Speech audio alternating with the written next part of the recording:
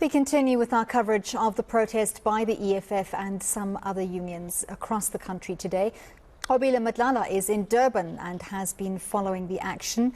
Nqobile, it would seem that this protest in Durban has come full circle. It started in Berea this morning and seemingly from the visuals that you're sending us, you are back in Berea now. Can you tell us what is happening on the ground at the moment?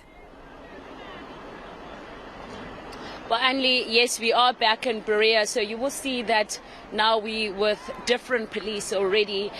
So the protest has basically gone from one area to the next, and in those areas we've had police policing the protest, but in various areas. Now we can already see the protesters, they're still coming this way. They've moved past Morningside, where there was also some heavy police that was making sure that nothing really happens on the side of the road besides them marching. They are now back on their way. We are expecting them to go back to Glenwood. This is where the EFF officers are, and this is where they converge. You remember in the morning there was a lot of taxis. They came and dropped numerous people. We saw some of them were expected to jump out of buses. We've seen private cars as well that are part of the protest. But as the protest has gone all around Durban, we have seen the numbers also swelling up with more people coming in, communities coming in to join, as well as some of the students that were in reses. I mean, we saw in Point Road where we saw some of the students also taking part and just saying that they are in fact resonating with the issues that are being raised by the EFF, and that's why they were deciding to join. But it has taken the whole day for this march to continue, and it's still, as you can see, still getting so much momentum and still continuing as we speak.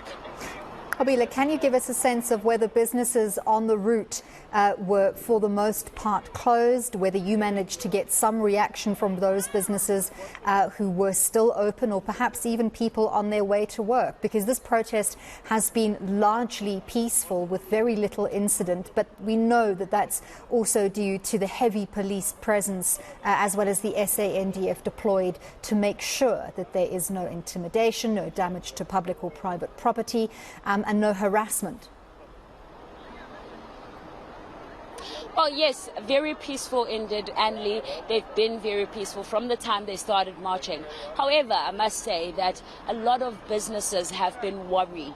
They're worried because they saw riots last year, and so they were worried that the similar thing will occur. Of course, none of that did, of course, occur, but they were worried. They were worried that the protest could potentially see some of them losing business, so a lot of them decided to close doors. In fact, when we were in the city, it was like a ghost town. It was completely quiet.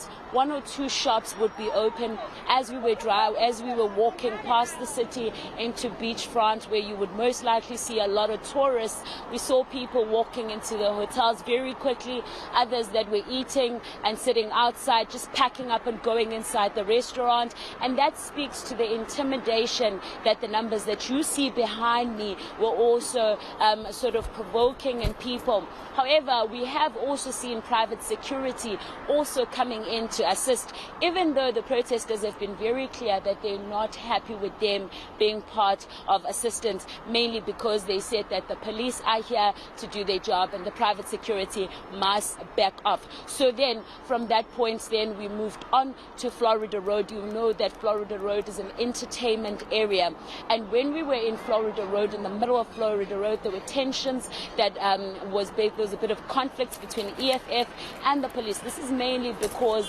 the police were saying that they're not supposed to be on Florida Road, and they were asking why are they not supposed to be on Florida Road, mainly because this is a protest. They don't owe the police any route to show them which direction they are going to be taking. But interestingly, CPF in the CBD area saying that they are not worried, and they spoke to us earlier. Let's listen in.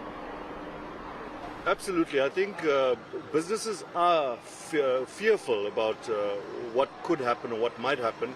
And I think as a precautionary measure, many businesses have opted to remain closed. But it is business as usual. I mean, in the briefings that we've had with law enforcement, they said it was going to be business as usual, and it's their mandate to protect you if you want to operate today. I think for us, as I say, we're not too concerned with the protest, but what we are concerned about is gender-based violence. What we are concerned about is crime. What we are concerned about generally is the environmental design, whether it's your streets, your robots which are not working, which actually make a conducive environment for crime to happen. That's what we are concerned about. We are concerned about everybody not necessarily taking a look and saying, what is our role in terms of fighting crime collectively? What are the resources that are being put into it? Because we can't always be reactive when it comes to issues of crime, but we actually need to be very proactive in terms of crime prevention. Right, that was Nqobile Madlala bringing us an update on this EFF protest from Durban.